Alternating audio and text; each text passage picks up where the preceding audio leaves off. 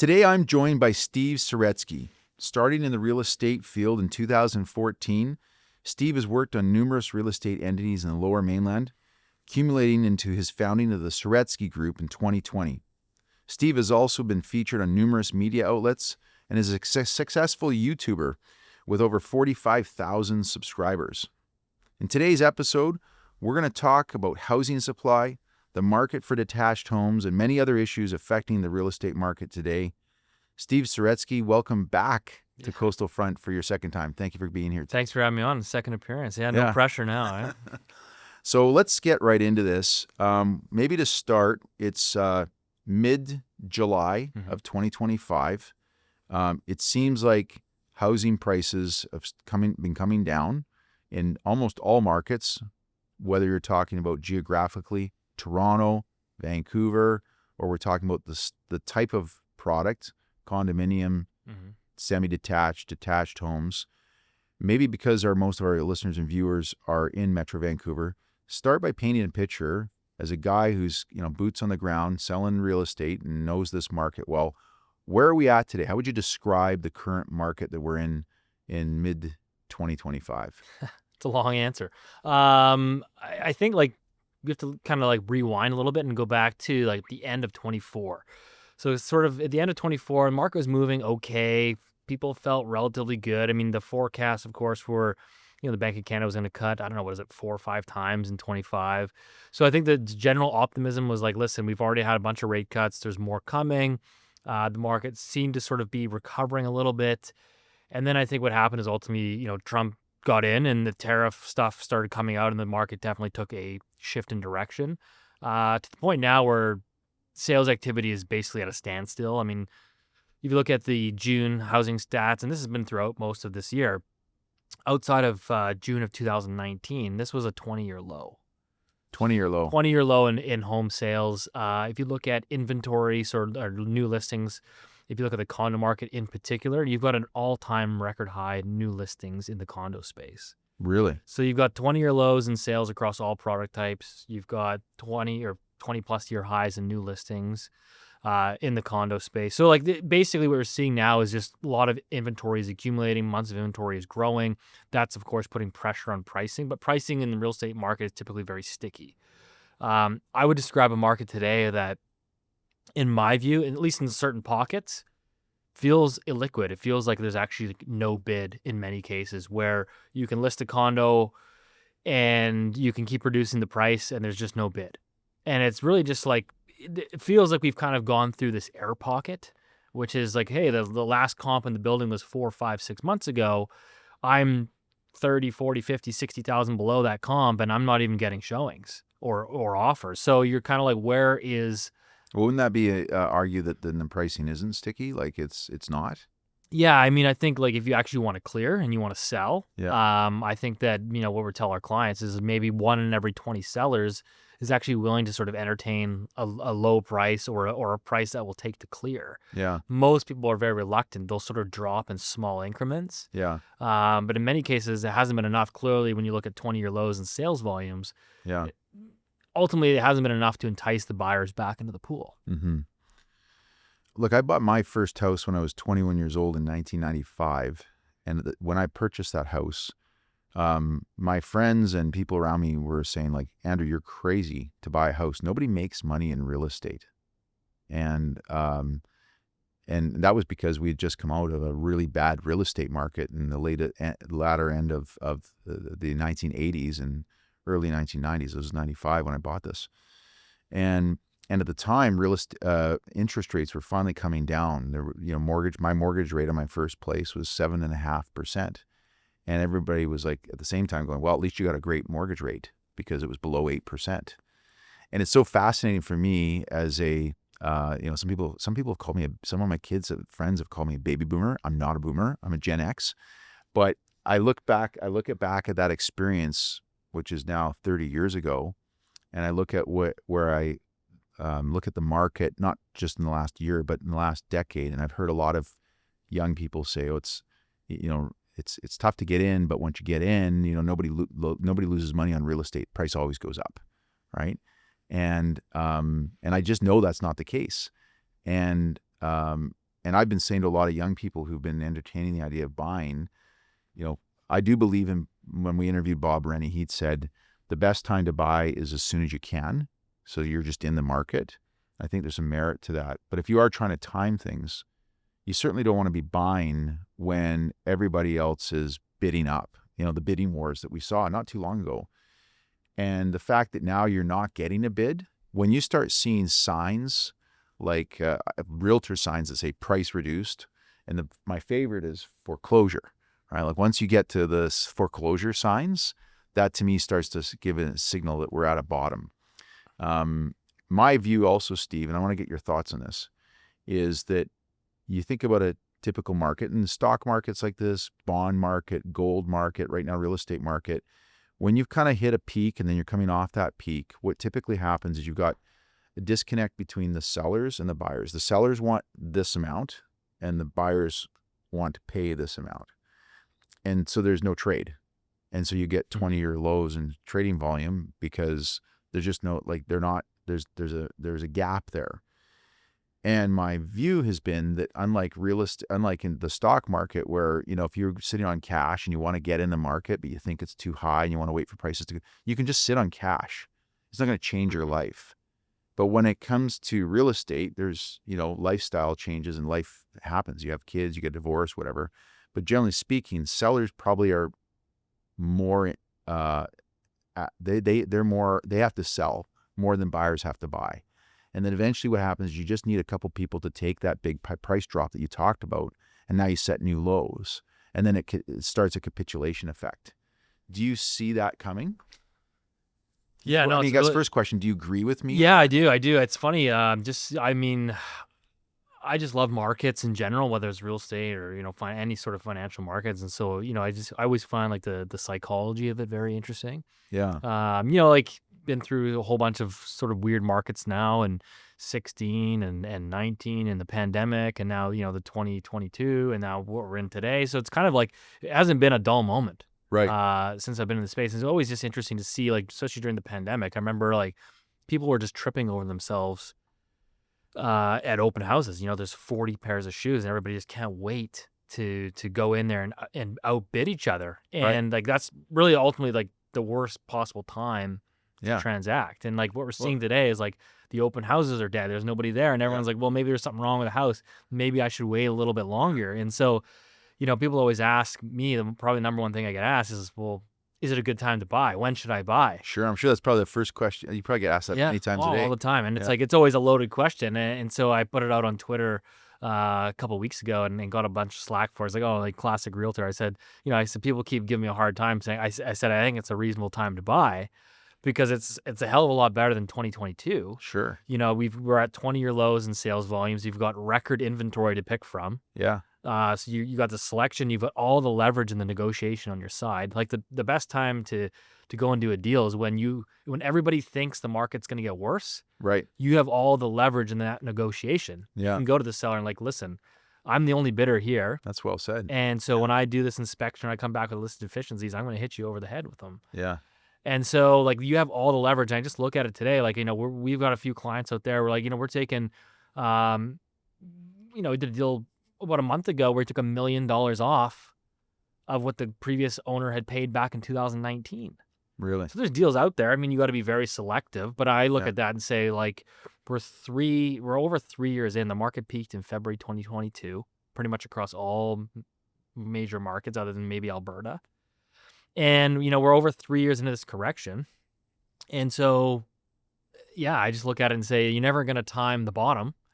Yeah. If you can I always I try to give the analogy, and I'm not saying that this is like Canada's necessarily comparable to what happened in the US in 08, 09. But like, you look at the US real estate market, like it peaked in 06 and it actually bottomed in 2012. So it was like a 6-year correction. Right. But I'm like, I don't know. If you go back and say if somebody bought in 2009, were they kicking themselves, or they bought in 2010 and they saw the market continue to drop for another 2 years? I'd imagine they're probably not that upset with them. So I'm like, well, listen, if you buy today in 2025, maybe it bottoms in 27 or 28. Right. But I think if you can negotiate a good, decent enough price and you can afford it, most importantly, and you're planning to live there for the next 5-10 years, Yeah. I think you'll probably be pretty happy. Yeah. Yeah. Well said. Well, look, Warren Buffett was famously quoted as saying the best time to buy is when everybody's selling, and the best time to sell is when everybody's buying. Yeah.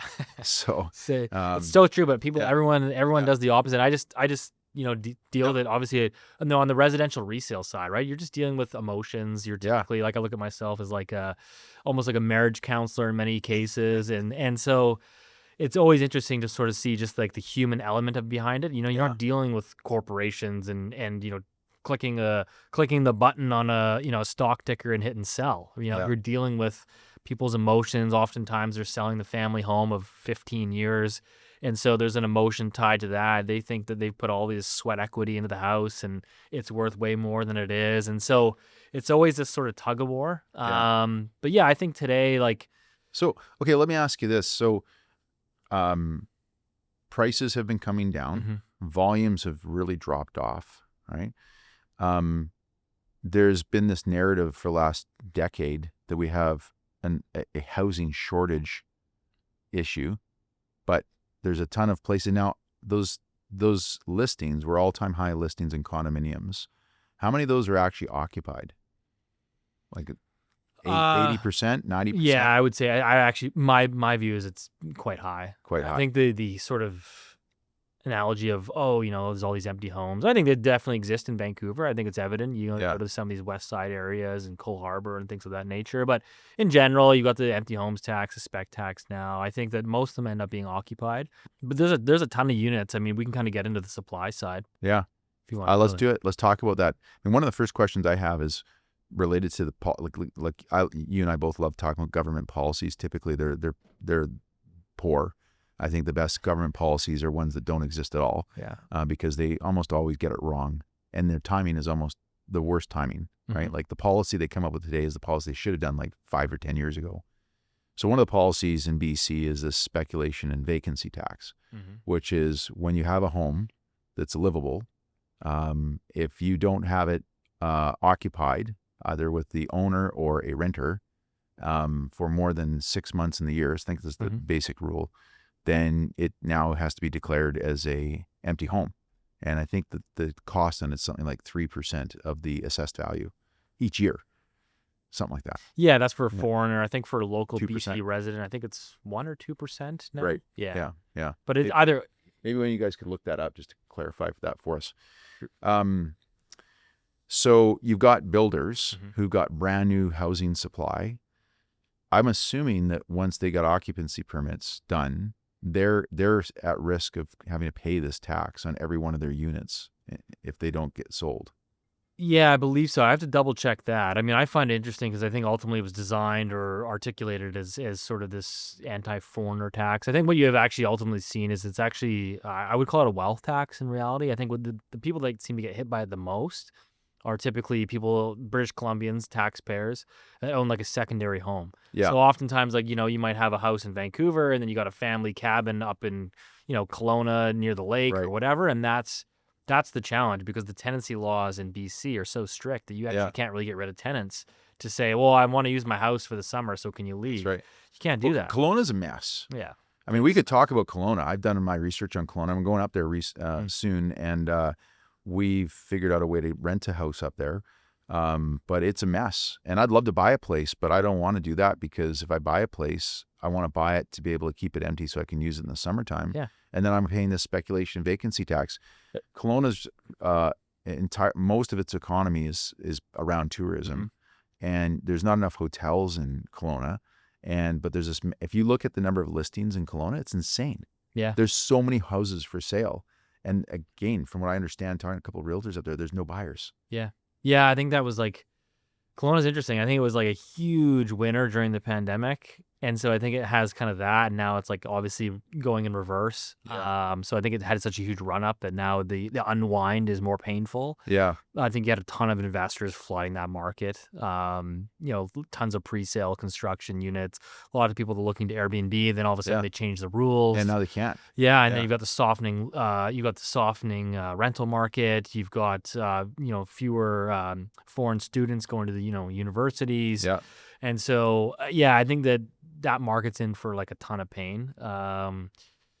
But But yeah, I mean, that whole speculation tax, I think it's gotten to the point now where like everyone's just sort of has all these like creative try to workarounds with all these taxes. It's gotten so sort of egregious that people are just having to get so creative. And Yeah. so, yeah, I know. Well, what it also causes, Yeah. in my opinion, I don't know if you have the same view, Steve, is like I wouldn't want to be a landlord in today's market.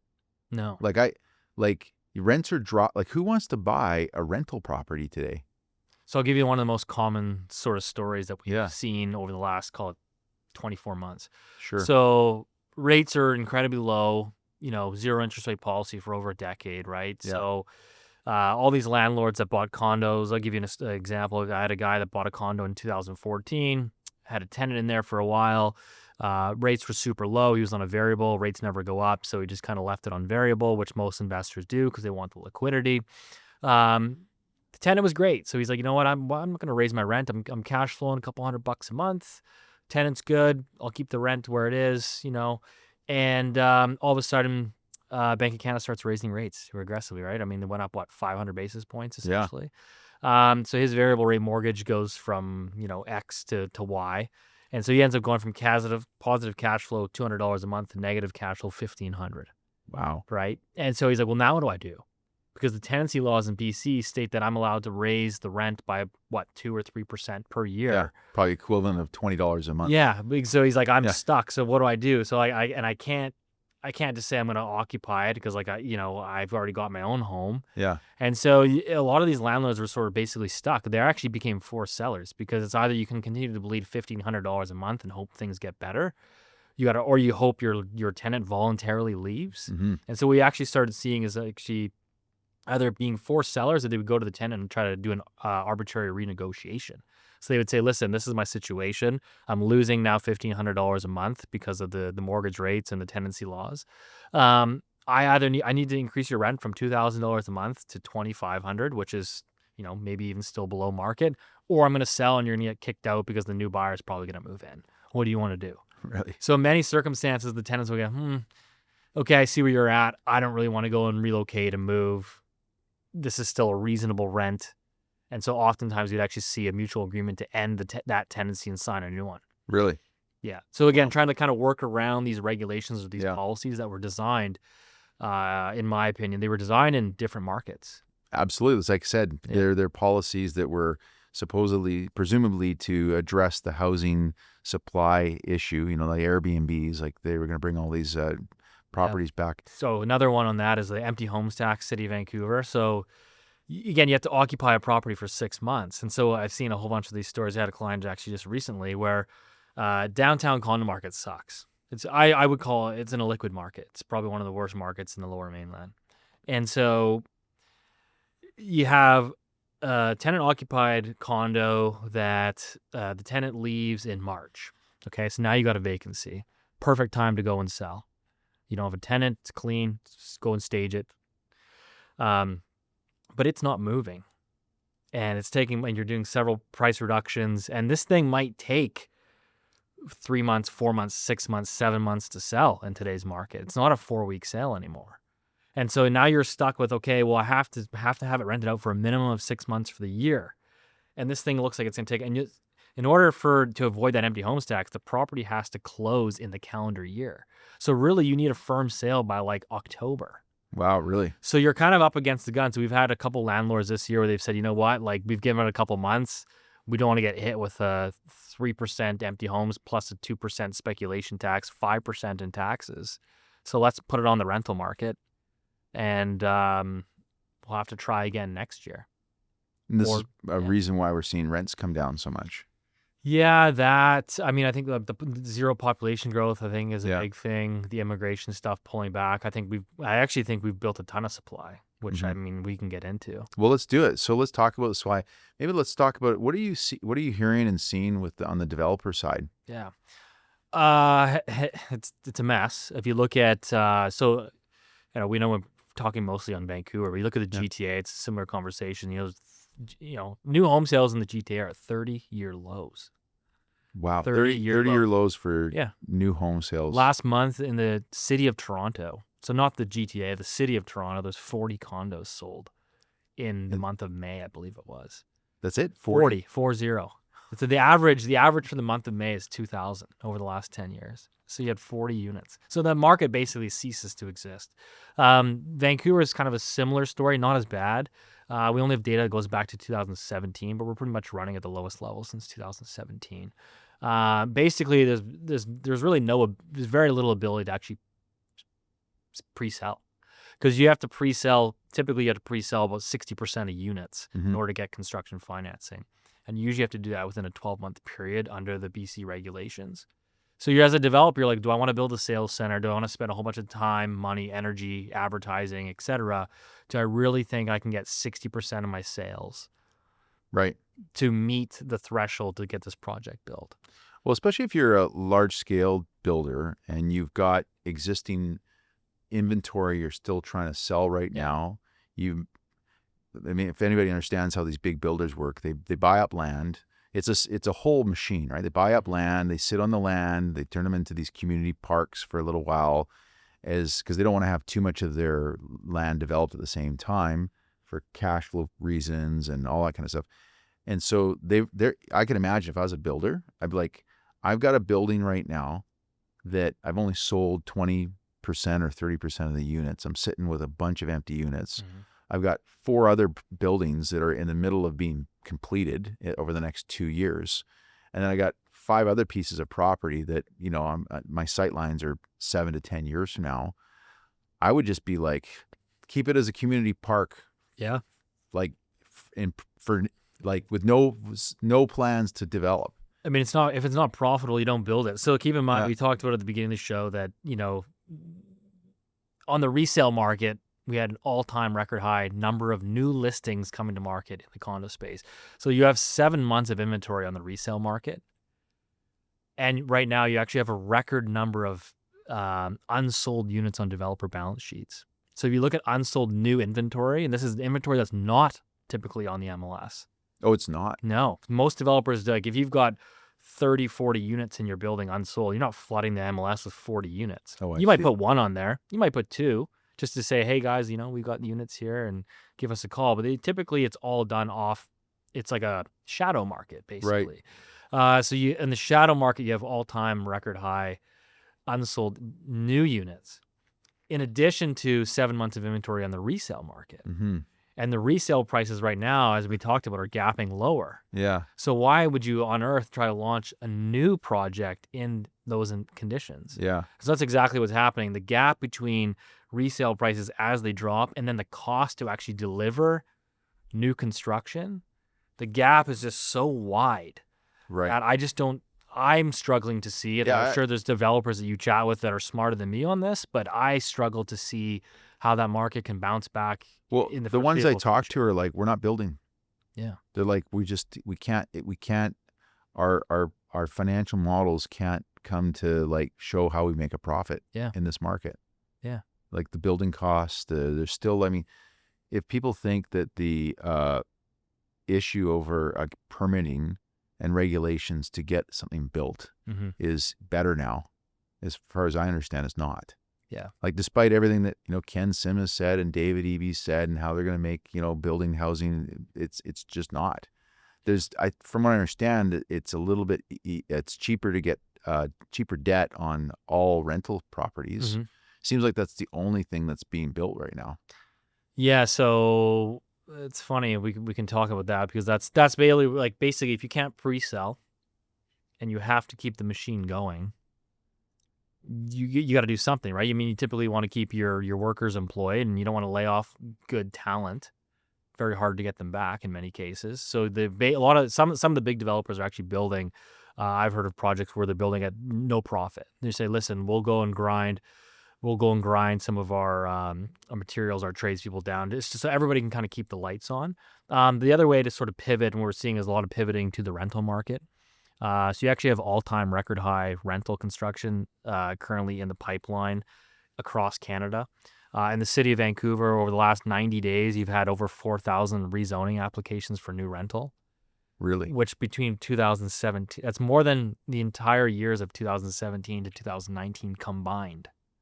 So in the last 90 days, you've had more rezoning applications for rental in a 3-year span. And is that because borrowing through with CMHC. CMHC Yeah. is cheaper? Maybe it could to help our listeners and Yeah. viewers understand, like, what does that mean from like financial Yeah. metrics? So as much as we like to kind of like joke and rag on the government, there's probably one program that they've actually introduced that I think has been very successful and has actually moved the needle. And we talk about rents falling, and this is a huge driver of it. Is they basically brought in the enhanced CMHC lending, essentially for developers. So what they did is they brought in a program called CMHC MLI Select. And effectively what it allows developers that are building rental construction only for the purpose of long-term rental is they will allow you to finance up to 95% loan to cost on the construction side. And 95%. 95%. And the Wow. end of the construction, it goes to a 95% loan to value over a 50-year amortization, with rates that are below market. So, you might be borrowing today at, I think it's about 3.5% on a 5-year today.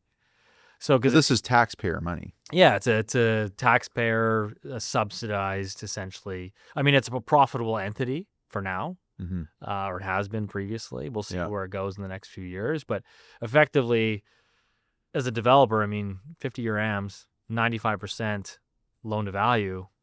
It's a pretty compelling offer. And so that's what we've seen. That's why you now have record rental construction, to the fact where if you look at across Canada, 7% of all rental stock outstanding is under construction right now. 7%. 7%, yeah. So all the rental that we built in this country over 100 plus years, so we're at 7% of it is currently under construction. Wow. So there's a lot. But that doesn't mean to say that there's a lot of construction happening. So I think there's a lot of construction. I mean, it's not like the market's booming and it's hard to get tradespeople in. Like, from what I understand, the trades are, Yeah. So I think it's important to reflect on, or for the listeners and viewers to understand that, like, while it's on a percentage basis, it's extremely high as a percentage of the current activity. The current activity in totality is much lower than it was a couple of years ago. Yeah, so there's probably going to continue to decline. Yeah, it's a really important distinction. So it's like there's a lot being built right now. There's a lot that it's active. The construction workers are working. It's in play. It's in play. Yeah, like, it doesn't. You don't start a project 3 years ago and then go, well, the market's a bit soft, we'll just stop halfway through. It's like the worst time to stop your construction is near completion. Totally. So once you typically go, you're in. You're in. Yeah, right? You're pregnant. Yeah, exactly. You're having a baby. Yeah, like, you gotta go. Happen. Right? So the thing is, which I kind of keep joking about, is it's funny because you see these politicians on Twitter and stuff, and they're saying, oh, look, housing starts are up last month, and we're gonna build all these housing. And I'm, guys, like, this is the most lagging indicator. If you want to know where housing starts are gonna go, you have to look at the pre-sale market, which I just told you is running at 30-year lows in your largest major metro. Right. And so housing starts actually lag by about 2 years. 2 years. So the way CMHC quantifies a housing start is not when you dig the hole, but it's actually when you build it back to grade. Right. So think about that. When you go to, like, the housing start is conceived at the presentation center. You got to sell 60% of those units. Once you do that, then you get the financing to dig the hole and build it back up to grade. So it's a couple-year process. Mm-hmm. So those housing starts are going to roll off in a pretty ugly fashion, I think, over the next 18 months. Yeah. Which will sow the seeds probably for your next bull market. I think we're well supplied today. I think you've got rents declining 10% in many major metros today. Resale prices nationally are down 18% since they peaked in 22. So I would say we're well supplied today, partially because you have demand running at 20-year lows. Mm-hmm. But I would say structurally, when you zoom out, I think we'll probably be talking about a housing crisis or shortage 5, 6, 7 years from now. Wow. As a realtor, just for reference, my dad was a realtor like yourself for years, and my uncle. So I know I know how the business works. And realtors always talk about sales volumes because that's what's more important to them. On the other side of the table, the buyers and the sellers care about the price. And, at the end of the day, if I'm a realtor, I don't really care where the prices go as long as I can move move the product. So I imagine that if sales volumes are down, I mean, everybody wanted to be or was a realtor. It seemed like every taxi driver you'd see like 10 years ago was a realtor. Now I imagine it's a tough market to be a realtor these days. Is that a fair Oh yeah, statement? 100%. Yeah, Yeah. it's funny. People always joke and online, and you read the hate comments and stuff, and they say, "Oh, this guy, he's talking up the market or whatever. He says it's a good time to buy because he just wants the prices to go back up." And it's like, no, we want volume, right? Yeah. It's like Yeah. You don't care. I don't care what the price is. I Price could mean, go down 10%. If volume yeah, picks up, that's where it's way more, plus or minus 100 grand, it really doesn't doesn't matter. doesn't move the Yeah. needle, right? I mean, it's all about volume, and I think Yeah. that yeah, it's funny. I mean, during again, just sort of like anecdotal, but you're always looking for sort of red flags. I just remember like delivery drivers, Uber drivers, you get in the car and everyone's talking real estate, and I'm getting my realtor license, Yeah. and all the new That's what I'm people. talking about. Yeah. Yeah, all the new faces Yeah. that you'd see at the local Yeah. brokerage. You're like, man, who's that? And who's that? And So have you noticed? 'Cause I mean, look, like yeah. you're a real realtor, not like one of these guys that drives an Uber car and then pretends he's a realtor. So have we seen those people go? Like, are they gone now largely? Yeah, it's funny because actually the real estate board has a daily tracker on the number of realtors. Oh, does it? Yeah, so it's interesting. It's just to sort Yeah. of see. It's always ticked up. It's ticked from since I started watching, it's gone from 13,000 to I think just over 15. Yeah. It's come off a little bit, Yeah. but not to the extent that you would think. I think Yeah. I think Well, just under. what's the minimum cost to carry your license? Then that's part of it. I mean, I think you have to renew every 2 years. Yeah. So, if you got in 23, you might have just, maybe let it go in 25 kind of Right. thing. Yeah, I don't know. It's probably $5,000 every 2 years or $6,000, something like that. It's a pretty nominal fee. Yeah. Obviously, there's continuing education they have to do. So Yeah. I think you get a lot of people that just also want access to the MLS, builders and Right. appraisers and things of that nature. So if you're a realtor in this market right now and you're struggling to get a sale because there's this disconnect between what the sellers are expecting to get for their property and hoping that waiting a little longer might bring the market back up with interest rates going down, which they're not. And the buyer's like, oh, I'm just going to sit on my cash because like I'm going to wait, see what happens. Right. What are some of the techniques that you guys can undertake I mean, is it just a matter of like convincing your listing clients to just like take a big haircut and get the sale done? It's to be second in the door. Second in the door. This is kind of the running joke. Tell me about that. Which is What to is it? say, you tell me you want to sell your house, so you interview me to be your realtor, and I come in and I say, listen, I think your house is worth $2 million. And you say, well, I think it's 2.5. I say, well, okay, I really want the listing, so I'll take it on at 2.5 and hope that maybe you soften up in a month or 2 months or 3 months, and hopefully if I bring you a couple offers at 2 million or 2.1, you'll start to realize that maybe you're a little bit off and I was right. And so what often happens in today's market is the first realtor ends up basically being the scapegoat, Yeah. which is to say, hey, That guy. yeah, the bad guy. He didn't sell. He kept trying to ask me for a price reduction. We were on the market for 4 months, had no offers. This guy sucked. Out with him, in with the new guy.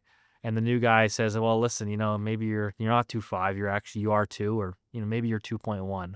Okay, maybe let's go with 2.2.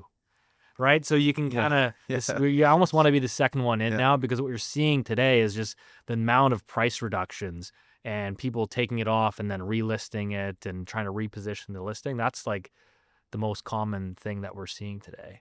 But I think ultimately it comes down to educating your clients. I think it's just having an upfront conversation to say, listen, this is where the market is. If you don't like it, don't sell. Have you seen, do you yourself directly, or have you seen other realtors have listings where like there's just literally no bids?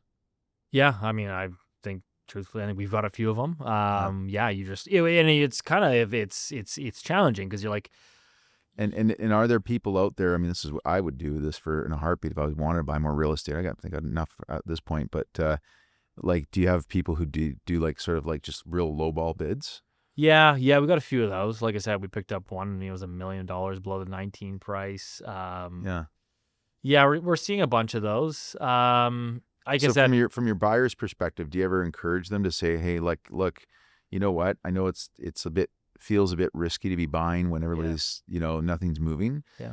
Why not just put an offer in? And Yeah. and if if they're listed this property at, 900,000, offer 750. Yeah. And Yeah. just because they haven't had if I was a buyer and you're representing me and we're looking at a listing I'm interested in, are you able to tell whether they've had bids? Like, can you ask Yeah, the listing realtor and Yeah, it's usually a conversation too. It's usually a lot of the times it's kind of there's a right way and a wrong way to do it. My view is like you don't just blindly send in offers. You have a conversation to say, listen, you're at 900.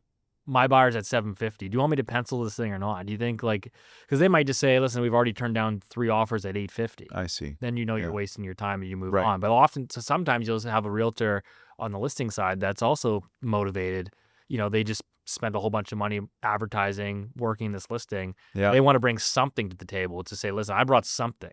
Yeah. I didn't have it on for 4 months, brought you nothing. At least I brought you 750. You don't like that number, but maybe that is your best number, and then they can make the decision. So oftentimes it's a conversation with the listing agent too to say, hey, like, where do you want to be? You made a really interesting point just a moment ago about the money that realtors have to spend on a listing. And I think it's one of the misconceptions that a lot of people have had over the years. And I have a sort of soft spot in my heart for guys like you because I grew up with a dad who was a realtor, and people don't realize that, like, when you have a listing, the cost is on you to get it sold. Now, in a really hot market, you don't have to do much, and it's why those Uber drivers could, make a little bit of money on the side. But, ultimately, like if I'm listing my property, you got to pay a photographer, or you got to get some drone footage, and then you got to do some flyers and some mail drops. And like, that's all have I got that right? Yeah. That comes out of your pocket. And if they walk as a listing, like they have the right to walk or just not accept an offer and then switch to another realtor, you eat that cost, right? Yeah. I mean, and obviously, it might be a couple $1,000 a listing, but when all of a sudden you have 20 listings, right? It starts to add up, and you also got office overhead. You might have an assistant, you might have marketing and advertising that you do for your own. So there's a lot of overhead, and I think that's what we're seeing today. I think that the conversations I'm having with a lot of the top producers in the city is like, you're not saying that people are doing it, but that it's funny that people are having the conversation now, which is to say the conversation is should we be writing clauses in our contracts saying if you cancel the listing prior to, the 120 days or the 180 days that we've signed on, you will reimburse the marketing costs. Right. Or it's like, hey, listen, we'll to me, it seems reasonable. Yeah. I mean, it's interesting, but I would tell you this. I don't think anyone's, from what I gather, very few are actually doing it. Right. It's kind of the cost of doing business, but I think there's a lot more calculated conversations. I'm having them certainly where it's like, hey, listen, I think you're $1 million and you want to start at 1.2. Is this really like time, energy, and effort that we want to be spending on? Because you're not a real seller. You're not really you're not really motivated to move. You're kind of just throwing a price out there that's not realistic with the market. Yeah. And my view is you just don't list. Yeah, you don't list. Yeah. But so would that suggest then that there's the people who are listing today, if realtors who are representing listing clients are being very cautious about their spends because the market's fairly illiquid. Like I would assume you're going to be a lot more cautious about taking on a client, and their price has to be pretty realistic for you to take that risk, because otherwise you're going to bear that cost of your time and your money to promote that product. Is that fair? Yeah. Okay. Yeah, 100%. So is it then that would suggest that maybe there's probably even more inventory out there that probably could be for sale.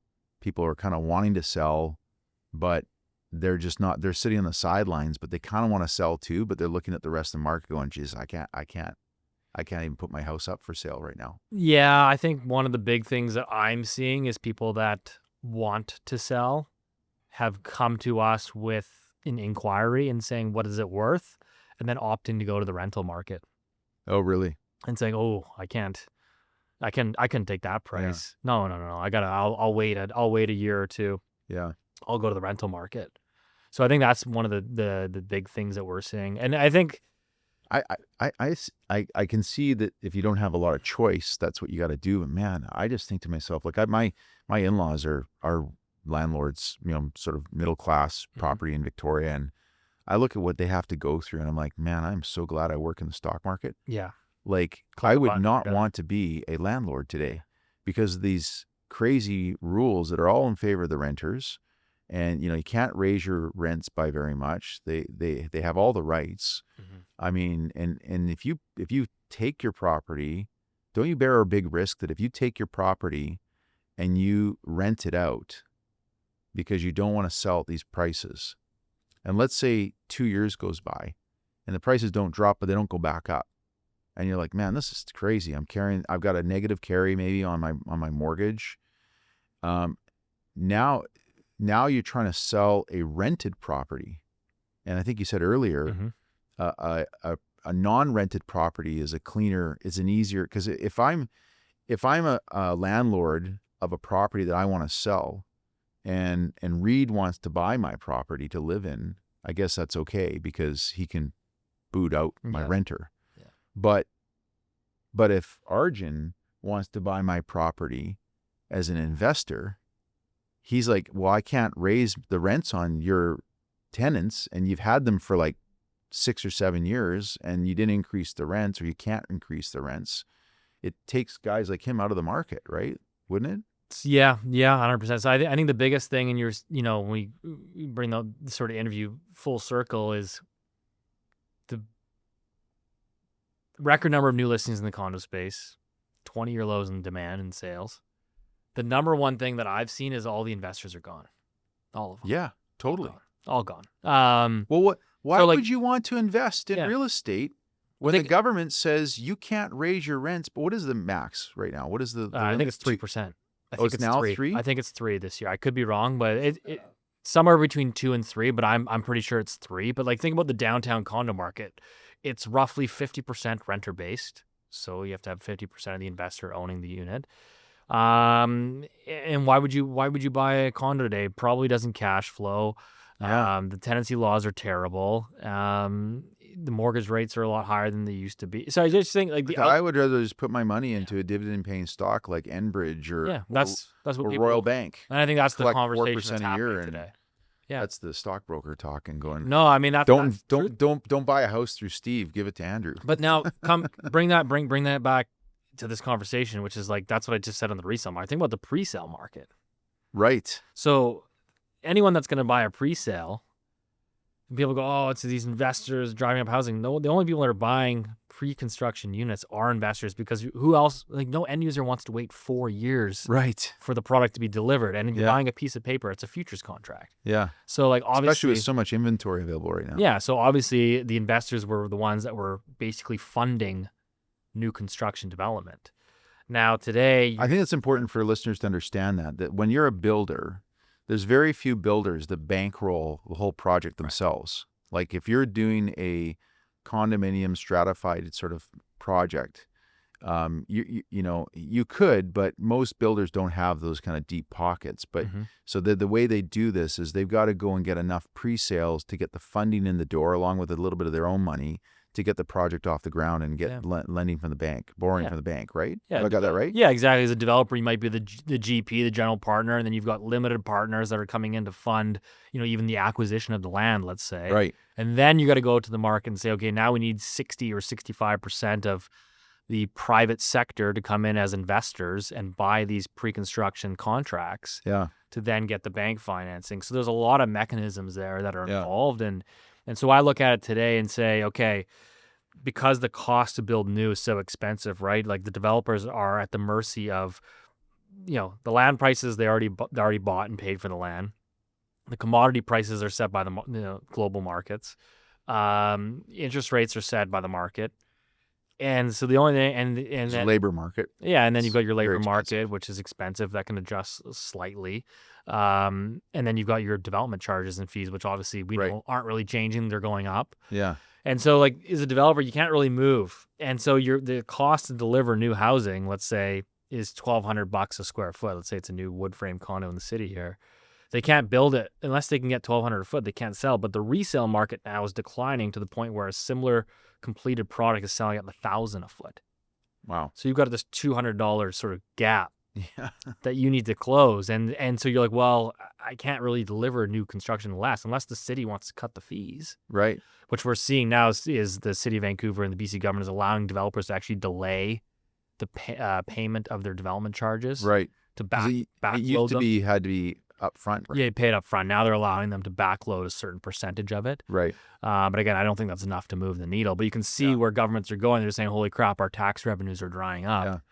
Yeah. We need to help these guys out. But it's still not going to be enough. And so I've read stories that maybe you can validate this, of people who've purchased pre-sales a year or 2 or 4 years ago, and now they're looking at they're being asked to now complete, and they're walking away. Is that correct? yeah, Because I've heard both stories of the pre-sale buyer walking, but I've also heard some stories about builders who were in the early stages of doing pre-sales, and they're giving their deposits back. Yeah. So why don't you talk about both of those? Yeah. I think one of the big challenges, and this is a real problem in the GTA. It's a problem here, but not as bad. If you bought a pre-sale in 21, 22, 23, and you're closing today, there's a pretty high probability that you're underwater. You might be worth a little bit less. There's some that are really offside, which is like now you're like, a lot of these, again, was such a speculative market that a lot of the buyers mistakenly thought they could just flip these contracts, right? Right. I close it, I'll immediately turn around and sell it. Yeah. Make a little bit of Because money. real estate prices always go up. Yeah, exactly, right? And not only that, but rents always go up. Right. All right, a million new immigrants coming here a year, it's going to continue. Rents are going to go higher and higher and higher. And so at least, and the mortgage rates when they bought typically were what, 2%? Yeah. So now you're closing, the mortgage rates aren't 2, they're 4. Mm-hmm. And the prices, have come down a bit, and your rents have actually softened in the last, 18 months. So what we're seeing today, and I'm seeing a lot of this, is, okay, I've closed. I had to pay 5% GST. I had to pay 2% in property transfer tax, and I got to pay a 3% realtor fee on the exit. You got 10% in fees to hurdle there. Wow. So, even if the market just, you bought it okay and it just stayed flat, you still got 10% of fees that you got to get over. So most cases that we're seeing today is, okay, you bought it for $1 million, but you're all into this for, whatever, 101.1. I could probably get you out at 950. Well, I don't want to do that. I'm going to lose, hundreds of thousands of dollars. So what I'll do is I'll just rent it out, but I'm only putting down 20 or 25% because I don't have any more capital. So I'm in a negative cash flow position of $1,000 a month. So my thing is like, well, what are you going to do? You're going to bleed $1,000 a month? Yeah. For how long? Like 2-3 years. A year, 2 years, 3 years? How long can you sustain this? Not only that, now you put a tenant in the property. Right. It's impossible to get rid of them. Yeah. They're probably going to they're probably going to damage some of the walls. Yeah. It's probably going to be dirty and messy when we show it. So I think that's the problem is a lot of people I think are actually just kicking the can down the road. I mean, I've seen some that are offside, a couple $1,000s a month. Yeah. Where it's like, yeah, we're losing $2,000 or $3,000 a month. Yeah. But I think the real problem is, okay, I bought this and I'm bleeding. I'm bleeding $500 to $1,000 a month or more. But I can't sell because I don't want to realize that 6-figure loss. Yeah. I mean, I deal with the psychology of this not often, but when we do, and it's never someone's entire portfolio, but they just got one position. One loser. One stock we bought that just didn't pan out. Yeah. And I'll say, look, we just lost money. Let's just call it a day. Yeah, you got to cut it. And I have some clients, not very many, but I have some clients who are like, no, well, it might come back, and let's just wait it out. And like most of the time, it just goes lower. Yeah, right? Never comes back. Yeah. But this comes and it's just like, cut your losses. Like you just accept the fact that sometimes you make bad decisions in life, and you just gotta. Okay, so you and I chatted about this off air. Yeah. Which is, I don't know where the market's gonna go. I don't know. I have some opinions. I don't know where it's gonna go. But all we can do is kind of look at some historical references and say, well, maybe what are the probabilities here? And so I look at it and say, there's a lot of these guys that say, well, I don't want to realize my 6-figure loss today. So let's kicked a can down. One year later, it'll be better, or maybe 18 Right. months from now. But as you know, on the west side of Vancouver, Yeah. in the detached housing market, Yeah. it peaked in 2016 with all the foreign money coming into the city. Yeah. It peaked in 2016, and it's basically gone nowhere. Nowhere. Nowhere. I mean, I know I know what you're talking about. 10 years. 'Cause I'm in West Point Grey. Yeah. I bought in 2013. I bought at the peak of the market at the time. Yeah. And then 3 years later, I actually had a good friend of ours who just like their timing, they actually had to sell it because they couldn't afford to keep their place. Mhm. And they made a ton of money just by pure luck, Mhm. right? It wasn't because they were strategic. They actually had to sell because they couldn't afford the place. But they'd bought in 2012, sold in 2015. And but we bought in 2013. And when I look at what we paid for our property and what we've added in our cost to do upgrades to it, if I were to sell it today, I would get I would get my cost out. Maybe if I think I would. So it means I've made a 0% return, and I bought it in 2013. It's 2025. That's a 0% return with no dividends Mm-hmm. for the last 12 years. Yeah.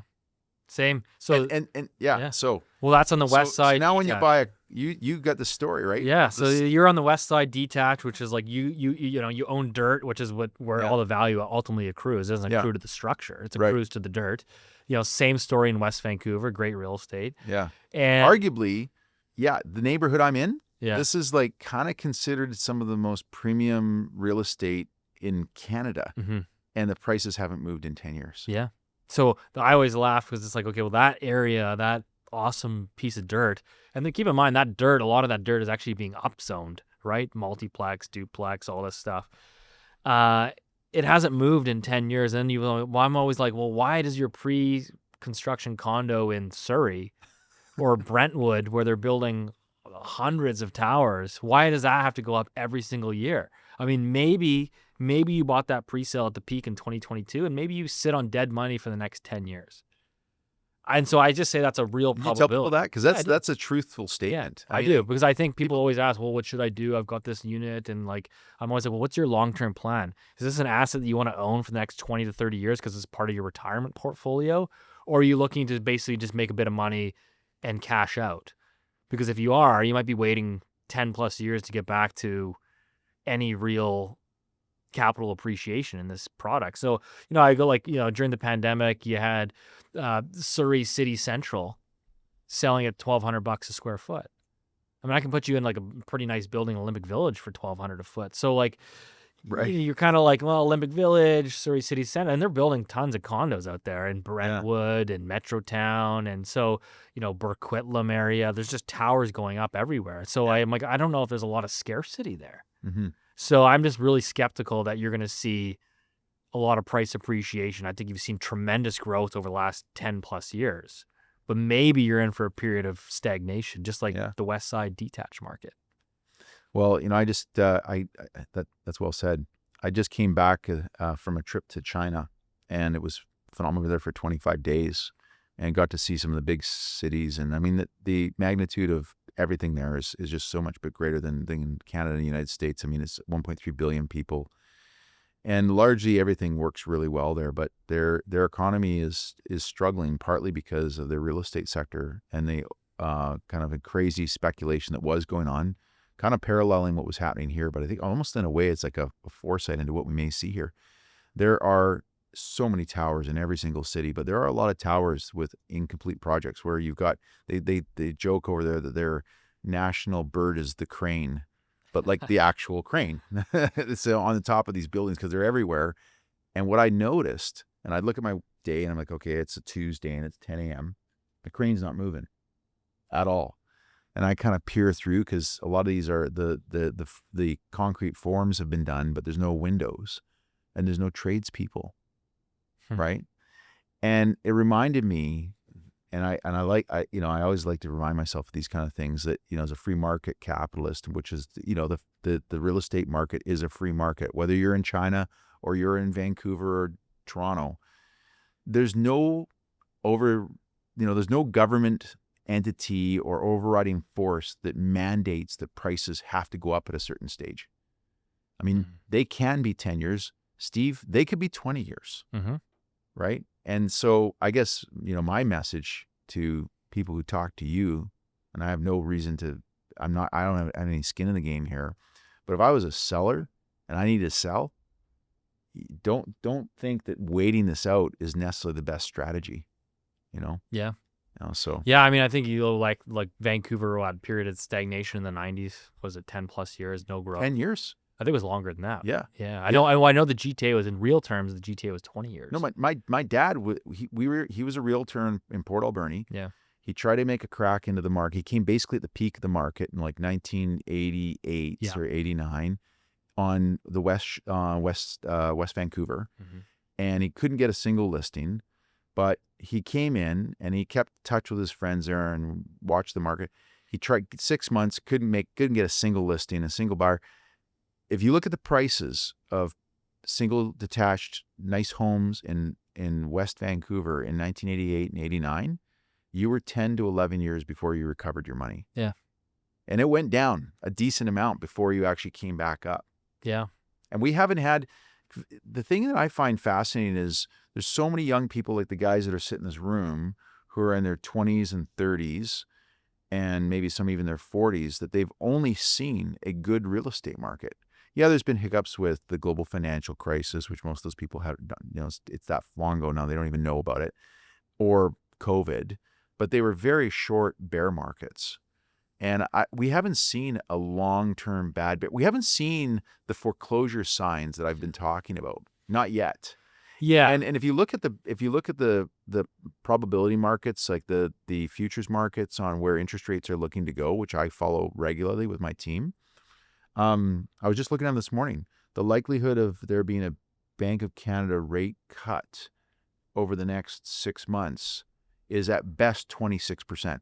And this is the real dollar betting market. This isn't just some analyst giving some, opinion. This is the real market, the futures market, saying at best, the Bank of Canada has a 26% chance of doing a single quarter point rate cut. Yeah, I think a lot of the sellers that we chatted with, and, again, you do your best to give them the advice, and then ultimately, everybody makes their own decisions. But like the biggest thing that I heard this year, not only from our sellers, but from our colleagues that are working with sellers, and, everybody's chatting about what's going on in the market. And the number one thing I heard this year was, the Bank of Canada, I read the Globe and Mail, and they're expected to cut, whatever, 5 or 6 times or whatever it was this year. And I heard mortgage rates are supposed to go down. So why are we in a rush to cut our prices? This is going to be a good year. And, if you look at, the Bank of Canada, yeah, to your point, betting markets suggest they're done. So we didn't get the relief that we necessarily thought. Variable rate mortgage today is about 4.2%, call it, which is pretty much exactly where you're borrowing on the fixed side. The fixed side, the 5-year bond yield, which prices your 5-year fixed mortgage rate, is actually higher today than it was at the beginning of the year. Yeah, when it was at the beginning of the year on January 2nd when the markets were open. So it's like there's been no real mortgage rate relief this year, despite everybody basically pricing their listings on that optimism. Mm-hmm. And so again, I argue that, what does 26 look like? I don't know. Well, there's another factor that I say to a lot of people when they're asking my opinion on real estate, that when you have high employment, and we have okay employment, our unemployment rate is definitely worse than it is in the States. But as long as you got a job, you can stretch your dollars. But as soon as that cash flow stops, it actually doesn't matter where interest rates go. Like a lot of people have also forgotten, because we've had such low unemployment for so long in this country, that as long as, the interest rates, as long as you have a job, if interest rates go up by 200 basis points, you just stretch your dollars more. You can renegotiate and have a longer amortization on your mortgage, or, you maybe sell one of your vehicles. And we haven't seen a real bad labor market yet. Now, I'm not suggesting that that's coming. I don't know. But there's a very good chance between this downturn that's happening in other global markets around the world and the tariffs that Trump is implementing and whatnot, that we could see a big downturn. And if people start losing their jobs, like if we go from 7% unemployment to like just low double digits, like 10 or 11%, where interest rates go doesn't actually matter. Mm-hmm. because now that's how you get foreclosures. You don't get foreclosures by having super high interest rates unless you're in like the 1970s where your like interest rates are like 17, 18%. Okay, I could see that. But you can easily have foreclosures with low interest rates if you have a terrible labor market. Yeah, I mean, I think that's the number one. That's the number one concern of any banker for sure. I mean, it's the labor Absolutely. market. I think on the refi side, I know the mortgage renewal wall is 25, 26, the most mortgage renewals coming up. Um, is it just on like, there's obviously a lot of debt on the household side in Canada, Hmm. private side. What is it? 169. It's some huge number. I think there's been a lot of refi, a lot of extending and pretending. And obviously, as long as the value of your house goes up every year, you can typically refi it and, push back that amortization. So I'm always curious, well, now you've got declining home prices. Really, over the last 3 years, it's kind of been a slow grind lower. So I don't know. I think there's a kind of like, those are probably the headwinds that you think you have to kind of keep an eye on. It's like, where does the employment market go? And where do home prices kind of drift Yeah. from here? Because I think that there's some risks hanging in the background. Yeah, I agree. Yeah. Hey, Steve, government policy, look, the government can't control the market. They can't control the interest rates. A lot of people think that like the Bank of Canada just gets to decide interest rates. That's not how it works. Like if that was that easy, they would just move rates lower. But government does have an influence, and they've clearly made it more difficult for you to be a landlord today, for example.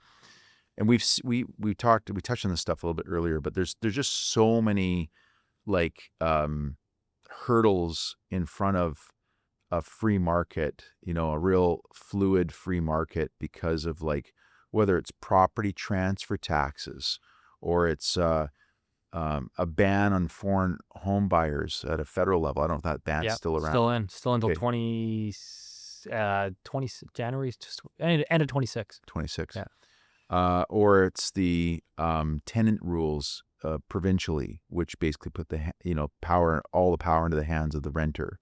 Or it's the 3% limit on how much you can raise your rents for. There's a lot, right? Vancouver's got at the municipal level, like their vacancy tax. Would you agree, first of all, that we have just way too many regulations in place today?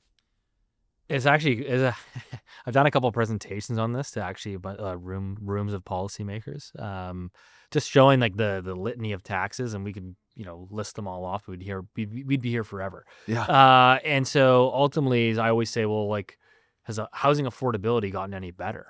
Right. No, I think you can argue that some of the high-end houses have come down and they've been relatively liquid. But if you look at housing for like the common man or common woman, Yeah.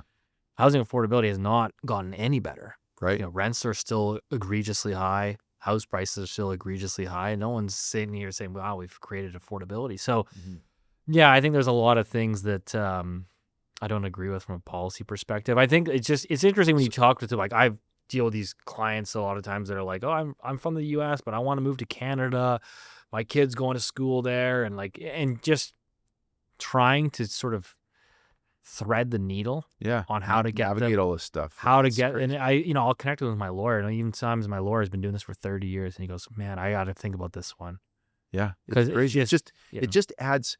I think if hopefully if someone like David Eby or Ken Sim, who've both been on my podcast, but listening to this, they should just the note they should take away is all these regulations, they just add friction to making a fluid market, right?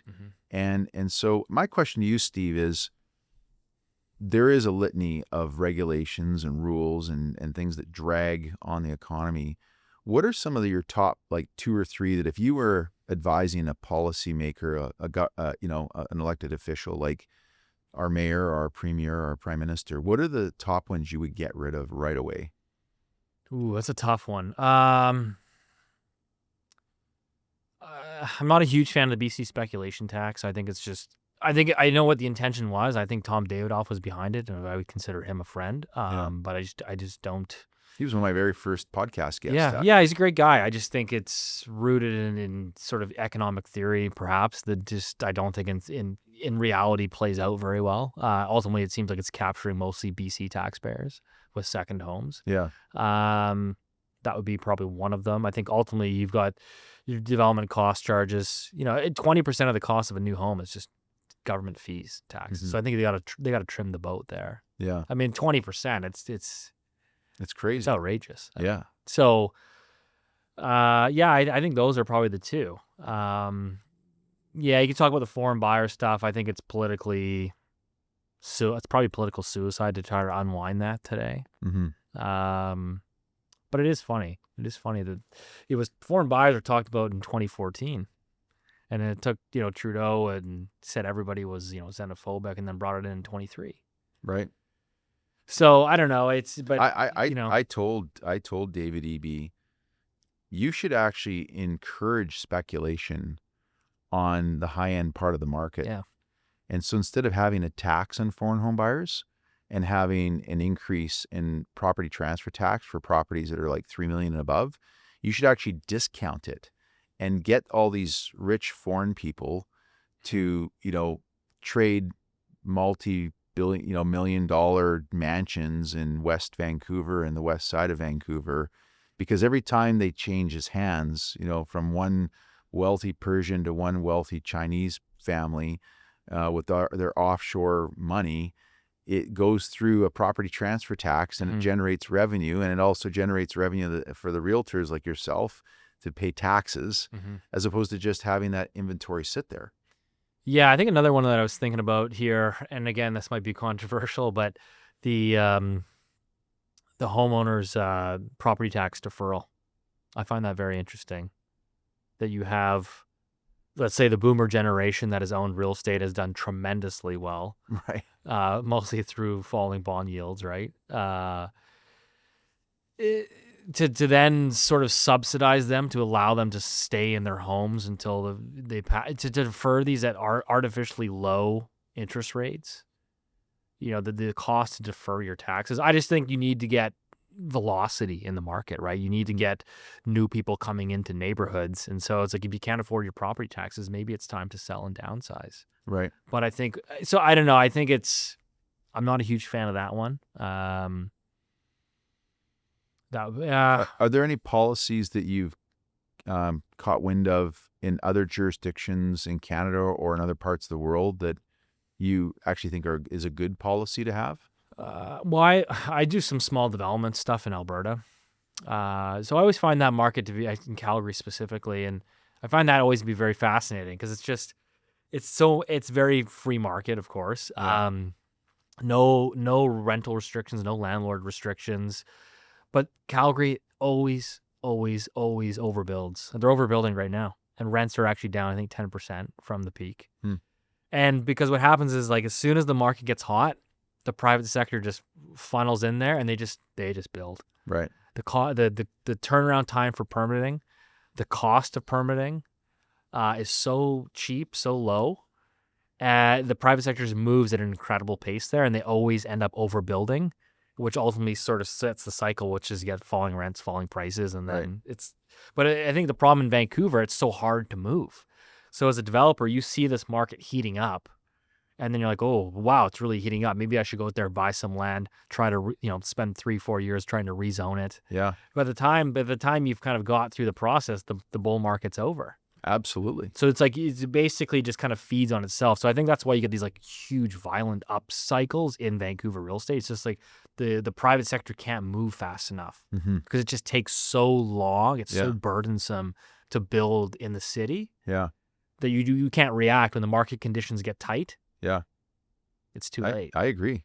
I know a pretty prominent developer here in the city. I won't name him, but he basically said, we're pivoting to Edmonton because I can take, he said, like, the building costs are actually not that much cheaper. The land obviously is, but from acquiring the land to completion and like selling the units, I can get it done in Edmonton in 3 years. Takes me 7 to 9 years in Vancouver. Yeah, it's crazy. I think we got a development permit in Calgary now. We'll probably be start to finish probably about 4 months for a development permit for a townhouse site. So you know what I mean? Like, it's just that in Vancouver. I mean, you wouldn't be it wouldn't be close. A couple of years.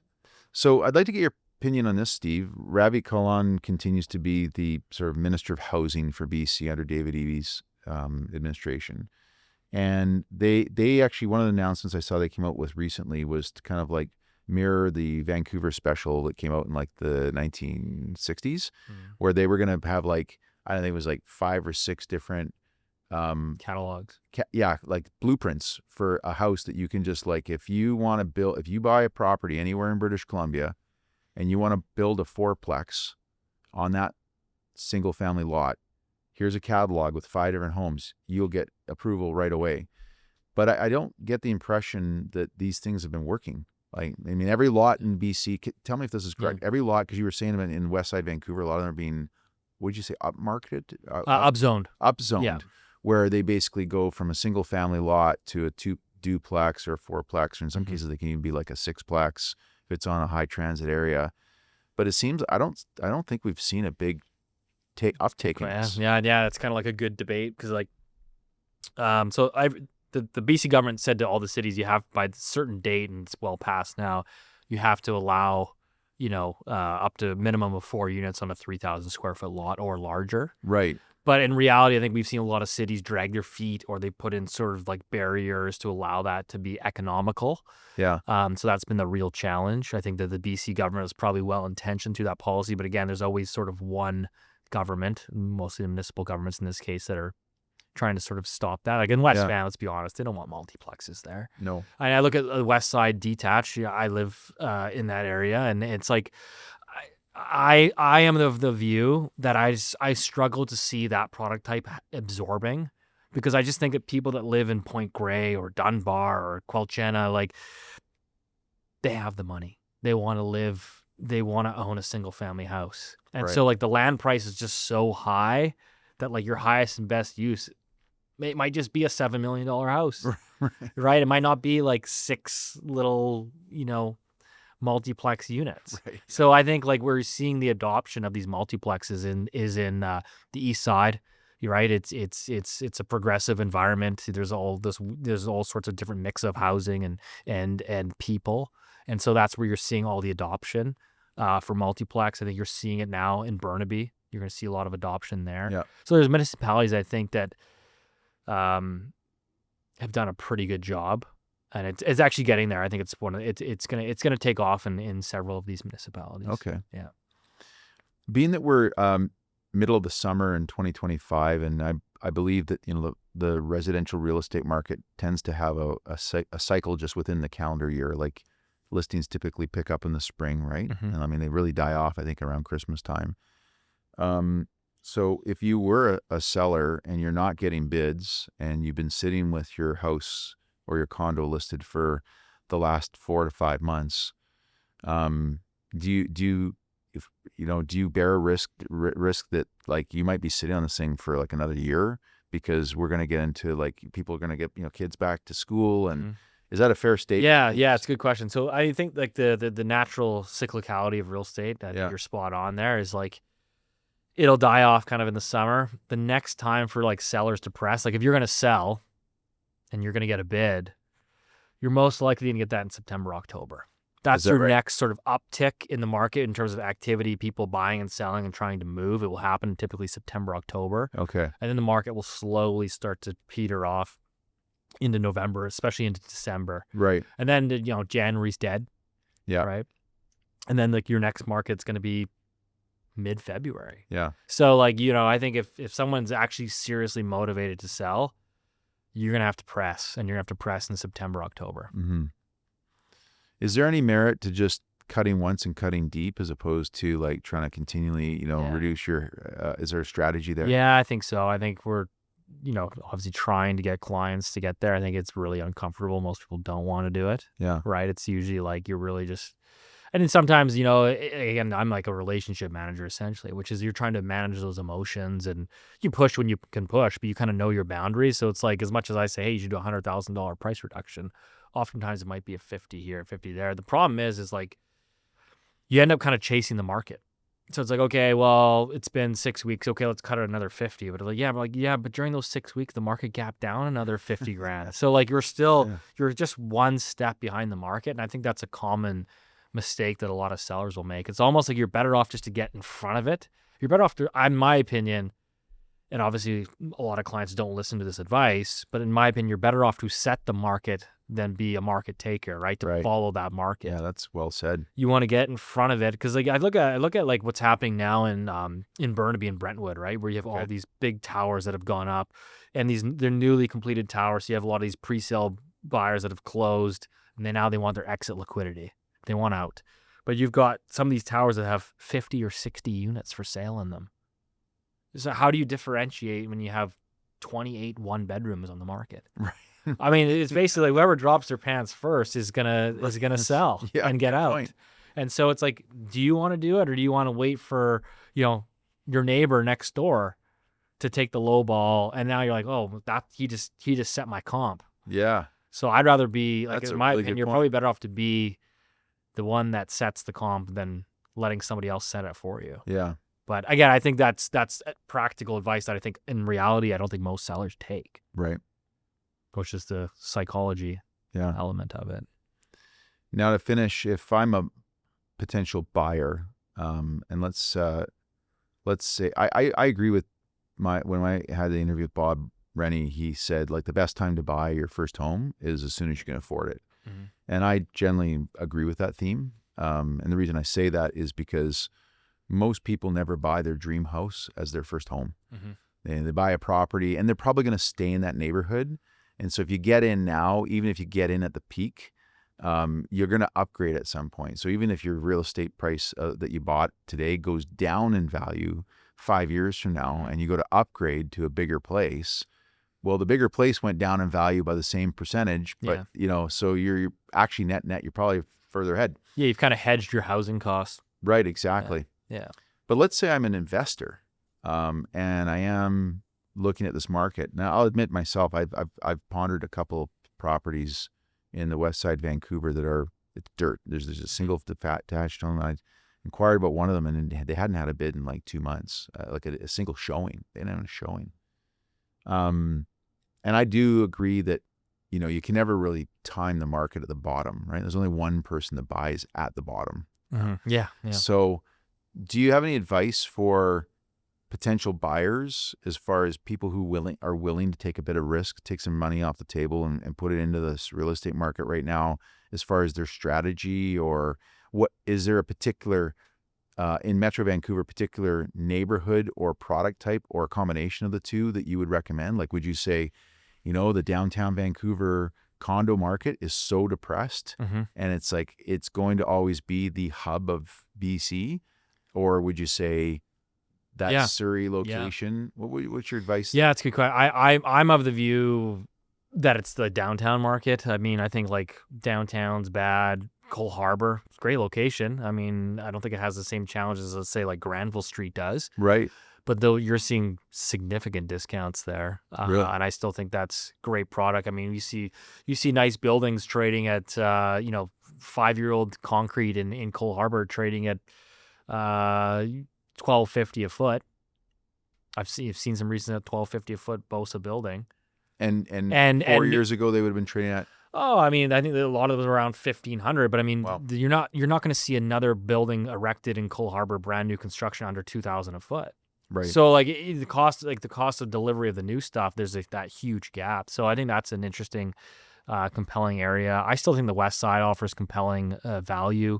Again, since the valuations haven't moved in 10 years, relative to like you look at like the East Side and the stuff where like I mean it's just been straight up. Right. So I think there's some good value there. I think ultimately you have to be, as like if you're an investor, I think that you have to kind of keep your options open. If you're like, oh, I want this specific area, this specific street, then like you're going to be confined to that criteria, and it's going to be hard to go out there. But I think if you can kind of like offer on this one, move to the next, they don't accept it, move to the next, move to the next. But you have to be sort of impartial or open to ideas.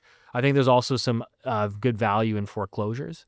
Obviously, the banks are typically unemotional. Yeah. So they're just like, well, get a reason. Are you still seeing foreclosures? Yeah, I mean, they're picking up. There's a chart that I have and we follow. It's they're picking up quite a bit. They're still below sort of like longer term historical norms. So there's room to grow there. But there are a decent amount of foreclosures popping up, and I think like you can get a low ball bid accepted typically, and no one's going to show up to court to compete with you today because they got so many options. Right. So I'm finding in general there's usually some pretty good deals there. Not again, I think where there's no deals, people always ask me this: "Oh, is there any deals in the pre-construction market?" I don't think there is, and the reason why I say that is like, you have a buyer, let's say, bought a pre-sale at $1,200 a foot. They put down 15%. They might be like, well, listen, I'm willing to walk away. You just take over the contract, you close, I'll walk away from my 15% deposit. You can have it. Just close it for me. You paid $1,200 a foot, but the market, in my opinion, the resale market's at $1,000 a foot. So it's like even when you throw in that 15%, so that's where I'm saying I just don't see the pre-sale market got so far ahead of itself. People just kept pricing in so much future appreciation that I just think that the sort of gap between those two markets is significant. Is very significant. Yeah. You put a post on X recently about a company or a fellow who provides the signs. Oh yeah. Can you the Realtor signs? Yeah. Can you tell everybody about this story? Yeah, it was such a good sign Indicator? indicator. But sometimes you look at the data and then you have to look at the anecdotes, right? Yeah. And the two line up, you're like, oh wow. Like it's so basically, for sale sign, there's a couple companies in Vancouver that supply all the for sale signs. As a realtor, I'll reach out to these companies and say, hey, we got a new listing going up on 123 ABC Street. Can you go put a sign up? So they bring these big wooden signposts and stick them in the ground. And we get a bunch of realtors, we've been getting the memos from these companies saying, hey, we're out of signposts. There's delays because we're actually in the shop. Because normally what happens is a listing, everybody's so used to the signpost going in the yard, and then a month later the signpost is gone because it's sold. Right. But now what's happening is the signpost sits there for 4 months, and there's no churn. There's no churn on the signposts. So there's not enough signposts going around. So I know that it's funny you're hearing chatting with one guy. He's busy in his workshop on the weekend building and painting all these new white signposts. So it's a good business to be in, the signpost for sale sign business. Yeah, I'm not too sure how that works. I'm not sure if they make more money on churn or whatever, but I know for us, they'll charge a renewal fee. So I think it's every 30 days they charge you a small fee. Yeah. But the fee to go in is more, I don't know. So it's just an interesting anecdote to sort of summarize, I think, where we are today. Yeah. Which is record new listings and a shortage of signposts. That's a good summary. Steve Saretsky, thank you very much for being on Coastal Front today. Your commentary is always very well received. Continue with the good work, and look forward to having you on again sometime in the future. That was fun. Thanks for having me on. Appreciate it. Thanks, Steve.